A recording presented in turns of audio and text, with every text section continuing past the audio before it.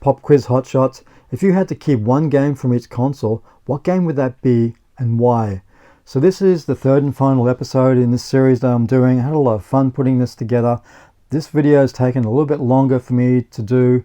I think it will come apparent towards the end. There's a really hard choice I have to make here. But I'm presenting 6 consoles this time, 6 games from 6 different consoles. And what games would they be if I had to keep one only, and the reason why. Now, I'm going to start off with the Super Nintendo. Back in the day, I had a great Super Nintendo collection. And when the N64 was announced and the games were announced, I wasn't, I was keen for Mario 64, but I was more so keen for Star Wars Shadows of the Empire. So just before release of the N64 and that game, what do? I trade in my Super Nintendo, all of my games, apart from one, which was a Japanese Super Nintendo game. I used to be able to play those on my Super Nintendo. There was like I think it was a honeybee converter that you could allow you to do that. I got that from a Grey Import store. And I love Japanese cover art, and when I saw Yoshi's Island, I grabbed that one, and selling off everything else, I probably couldn't have sold this here in the local independent game store for a trade-in, but I could have sold it in the trading post or something like that. But I decided, because I loved this game, it was so cool. I actually liked it much better than the Super Mario game on the Super Nintendo, but the cover art alone was reason enough to keep me this game in the collection, and it's been in this collection ever since. So it is special. It's a great game. I just love the whole Yoshi series. I think it's even way better than Kirby, and it's just as good as Mario himself. But yeah, I trade off everything to get N64. Kept this, and it's still here to this day, which is really cool, I think. Now let's move on to the Mega Drive, and this is a no-brainer. A game from the Grey Import store. I bought it from a Grey Import store here in Brisbane at Roadie Road, Chermside. Great store. It was really cool, and to see stuff like the PC Engine and all that sort of stuff, TurboGrafx, the Neo Geo later on was incredible. But one of the first games I got from his store, his name was Andrew, was Bare Knuckle, which is known as Streets of Rage. Again, cover work. I've spoken about this game many times in this channel. It is a special game for me. I've said it before. I walked into the Grey Import store, and it was up on the shelf, and my eyes were immediately drawn to this cover art, and I didn't know a thing about this game. It was way better than the Final Fight game on the Super Nintendo. This had 3 playable characters, whereas on Final Fight I had 2, which I don't know why. But great game by Sega when they used to make amazing games. And yeah, I could never part with it. I got some really cool other Japanese Mega Drive games like Crackshot, which is phenomenal, but for me, I couldn't get rid of this if I had to sell off the collection. Now, Xbox One. Now, I did get the Xbox One for Sunset Overdrive, but that's not the game I want to talk about, because if I had to keep one game from that console, it would have to be Ori and the Blind Forest. To have this game physically, when it got a limited release from Microsoft, I believe. I was lucky to get this on Amazon America. It never got released here in Australia as a physical release, and I think also over in the UK and Europe. So come across this on Amazon America, and it wasn't actually advertised with the disc inside. It was just going to be a music soundtrack, but inside, lo and behold, there's a music soundtrack, and behind that was the game disc. But a fantastic game, beautiful graphics in this game. It's incredible, considering that I'm not really a huge fan of the Xbox One, but this is one of those games that really drew me into Xbox, and I could never get rid of this. I got this game for the Xbox One, but this game has more sentimental value, I guess you could say, than something which is pretty much a bit of a fun game. But this one is an incredible game. So let's move on to the PlayStation Portable. Now, if you were to tell me that we're going to get a GTA on a handheld system back then, I think this is going back to about 2009, I think it was 2007. If you told us back then we're going to get a GTA game on a handheld system, we would have laughed. But we got one, and it was Liberty City Stories, which is, I think, even better than the GTA 3 that was on the PlayStation 2. I love this more than actually that one.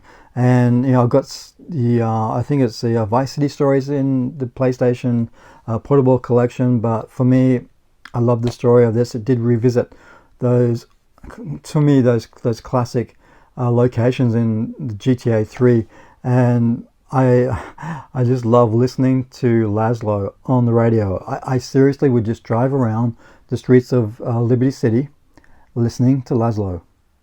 How crazy is that? But it's true, I would. And the music as well is really great in these games. All of the GTA games, apart from GTA 4, I didn't like that music in that one. But great game, and if I had to keep one game for the PlayStation Portable collection, it would definitely be this one. Such a cool game. Now, let's go on to the Nintendo Switch. Now, I had to have a look at this because relatively, I've only gotten into the Switch back in late 2017, 2018, and I was trying to rack my brain. Which game would I keep if I could only keep one game? And it came down to Legend of Zelda Link's Awakening. Now, I spoke about this game before. I absolutely love it. It's probably one of my favorite games on the Nintendo Switch, along with Astral Chain.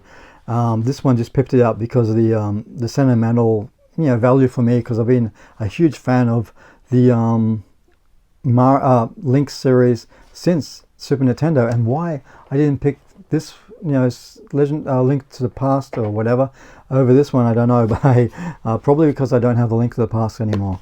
But Link's Awakening is a great game, and I never played this on the Game Boy or Game Boy Color, whatever it came on.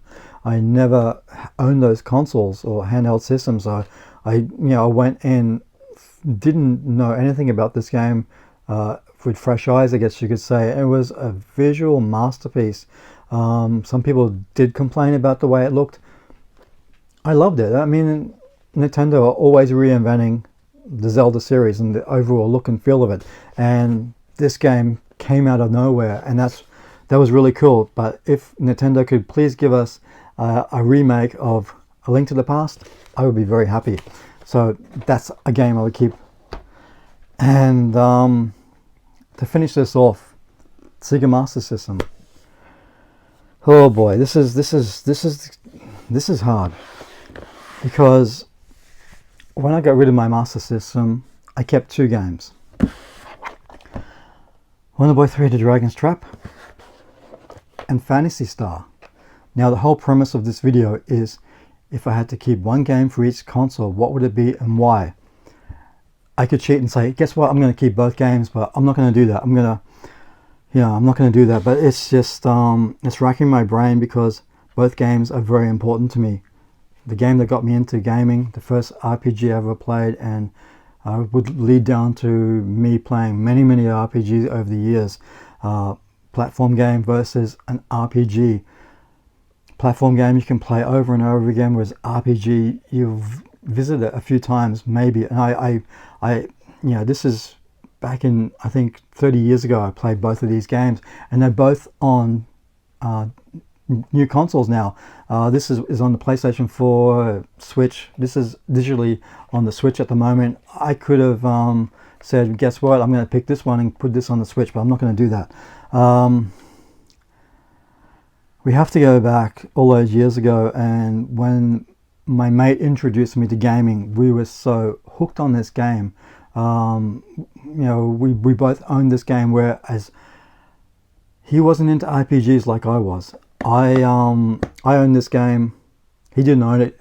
He would later play games like Gavilius, I think Golden Axe Warriors. He wasn't heavily into something that was going to take months and months to complete. And when I first started coming on YouTube, watching YouTube videos before my channel, I would watch Happy Console Gamer. listening to Johnny talking about this game and how him and his mates would play it and exchange notes and all that sort of stuff, go over each other's house to play it.